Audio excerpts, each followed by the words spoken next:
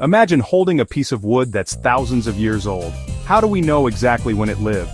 The answer lies in a revolutionary scientific technique. Welcome to the fascinating world of radiocarbon dating. Today we'll discover how scientists unlock the secrets of time itself. It all starts with something invisible to the naked eye. Carbon atoms that tell stories spanning millennia. Let's start with the basics. Carbon comes in different forms called isotopes. Most carbon is carbon-12, but there's also carbon-14 with 2 extra neutrons. Carbon-14 forms high in our atmosphere when cosmic rays collide with nitrogen. This radioactive carbon then mixes with regular carbon in our atmosphere. Living plants absorb both types of carbon through photosynthesis. Animals get this carbon by eating plants or other animals. While alive, all organisms maintain the same ratio of carbon-14 to carbon-12. We constantly exchange carbon with our environment through breathing and eating. But when an organism dies, everything changes. The carbon exchange with the environment stops completely. The carbon-14 trapped inside begins to decay into nitrogen.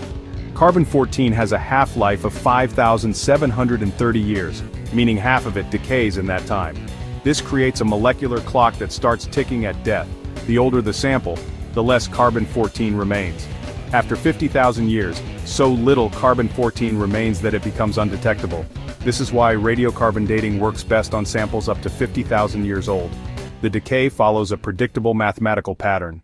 Scientists measure remaining carbon-14 using mass spectrometers. Samples are carefully prepared and converted to pure carbon. The machine counts individual atoms to determine the precise ratio. This technique has revolutionized archaeology since the 1940s, dating everything from ancient scrolls to prehistoric tools. The Dead Sea Scrolls, Utsi the Iceman, and countless other discoveries. It's also used to date organic materials found with fossils. Ancient charcoal from fire pits reveals when early humans lived. Museums use it to authenticate historical artifacts, creating detailed timelines of human civilization and natural history. Teams of scientists work together to piece together our past. But radiocarbon dating isn't perfect and has important limitations. Contamination from modern carbon can make samples appear younger than they actually are. Atmospheric carbon-14 levels have fluctuated throughout history, requiring calibration curves.